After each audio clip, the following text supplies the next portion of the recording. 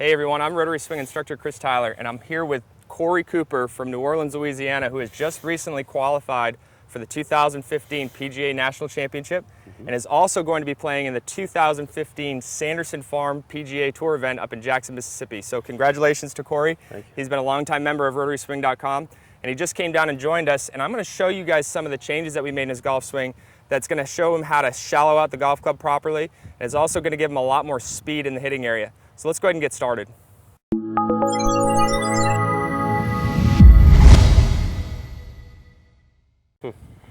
Okay, so in today's video, I have Cory here. We're going to talk a little bit about the corrective process. Why don't you go ahead and show some of our people at home what kind of the issues you were running into? Well, a couple of issues I was running into was actually I overdid the lag, I created too much lag, didn't get rid of it early enough, so that caused my angle of attack to get very, very steep, somewhere around 9 to 10 degrees with a 7-iron. Then I was not able to release that club in time, so I was fighting a double miss. I would either hit a big block to the right, or I would slam the door shut and hit a snap hook. And then also I was losing club head speed. The harder I tried to swing, the steeper it got, the slower I swung. So we made some good changes today.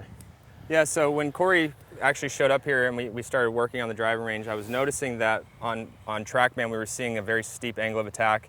And we were also seeing his club head speed had kind of slowed down for the last, over the last few weeks. And when we looked at it on video, why don't you go ahead and set up, we'll show you what we ran into. So when he was getting up into the top part of his golf swing, rather than shifting fully left, he was pulling the hands and arms down into the hitting area. Okay, so he's got his hands nearly in front of his lead thigh here, and he's still got a ton of lag, and you just cannot get rid of that amount of lag, and you can't time things up properly and be able to expect to keep the ball on the golf course. So what we did first off is we worked on a sequencing drill. Is we wanted to try to slow the hands and the arms down quite a bit so he wasn't working nearly as hard. So we had him get up to the top part of his golf swing. We had him shift fully left, trying to keep the hands and arms where they were in the first place. And at this point, we allowed him to bring the shaft down to parallel to the ground. So you can see, at this point, his hands are still outside of his trail thigh here. And then he's fully seated left, which is going to help him shallow things out. So go ahead and release it on through now. And at that point, we were much more shallow.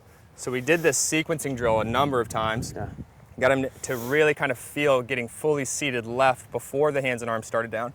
One of the things that a lot of you might not be aware of is that if you get up to the top of your golf swing and you're trying to pull the arms down as quickly as possible, they can be really, really fast, and they're always going to win that race. They're going to beat the hips, and then you're going to run into problems with either leaning back, bottom the club out really early, or in Cory's case, the club got really steep coming in, and we just had a mountain of problems. So the next part of the process was that we had to understand why his speed was being hurt. And why don't you go ahead and set up for me? We'll take a look at this. So right up to the top. So when he first started making golf swings and he was pulling his arms down, I could feel a ton of tension in his lead wrist. So much tension to where I thought he was death gripping it. Now, we always think of the lead wrist as kind of the drive of our vehicle. And if that guy's really tense, it's not going to allow the club face to rotate properly. So he was actually pulling the club down into the hitting area, tons of forward shaft lean, and this guy was really tensed up so that there was no rotation to help shallow things out even more. Right. So what we had to do is we had to work on some left arm only drills, which is outlined in 5 minutes to a perfect release. So he's still working on it with sequence. And then at that point, he just releases that left wrist, and he was able to shake out a lot of tension there. And tell them what's the big difference that you noticed with the left hand only on the golf club? When it's only the left hand, I noticed that the club head is gaining speed without effort. Right, exactly. So when he was allowing just the left hand to kind of fall and rotate through the hitting area, he could feel the speed of the golf club gaining on its own. And that's what we want to do. Because he actually said to me at the start of the session, he's like, I'm working way too hard and just not hitting the golf ball anywhere. So after that point, once we worked on the release, is that we started to put it all back together. We're going to show you what that looks like from down the line here. Go ahead. We're going to work up to the top here. This is a good sequence drill for you guys at home.